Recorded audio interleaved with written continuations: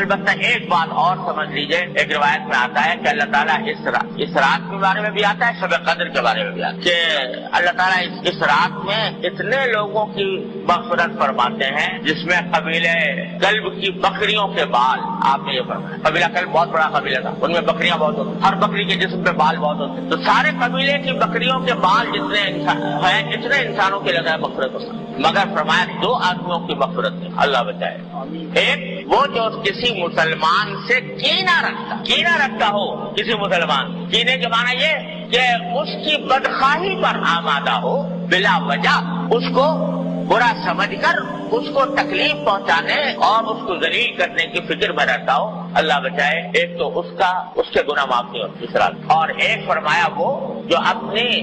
اپنے پاجامہ، شلوار، پتلون جو بھی پہنے ہوئے ہے اس کو ٹخنوں سے نیچے لٹکائے، اللہ بچائے، تو اس کے بارے میں بھی حدیث میں آتا ہے۔ لہذا اس کا اہتمام کرنا چاہیے، ہمیشہ ہی کرنا چاہیے کہ اللہ تعالیٰ کسی مسلمان کے خلاف دل میں کینہ رکھنے سے محفوظ رکھے۔ یہ چیز جو ہے اتنا بڑا گناہ ہے کہ اس رات میں بھی معاف۔ اسی طرح یہ بھائی آج کل بہت ابتلا ہے اس میں ٹخنوں سے نیچے لٹکانے کا، اللہ تعالیٰ ہر مسلمان کی حفاظت فرمائے۔ یہ حدیث میں فرمایا کہ یہ اصل میں تکبر کی علامت ہے، اور تکبر ایسی چیز ہے جو اللہ تبارک و تعالیٰ تکبر کو کسی قیمت پر برداشت نہیں کرتا۔ فرمایا الکبریاء ردائی فمن نازعتہ قسمت، او کما قال صلی اللہ علیہ وسلم، کہ بڑائی تو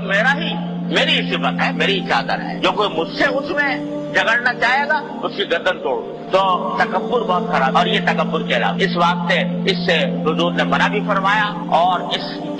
جگہ پر خاص طور سے اس کا ذکر فرمایا۔ اس کا بھی بھائی ہر مسلمان، کیا اس میں فائدہ ہے کہ آدمی لٹکا لے، ٹخنوں کے لیے چلا جائے گا تو کیا فائدہ حاصل ہو جائے گا، کون سی دولت مل جائے گی، کون سی لذت حاصل ہو جائے گی، لیکن نبی کریم صلی اللہ علیہ وسلم کے حکم کی مخالفت ہوگی، اتنی بڑی وعید کا سامنا کرنا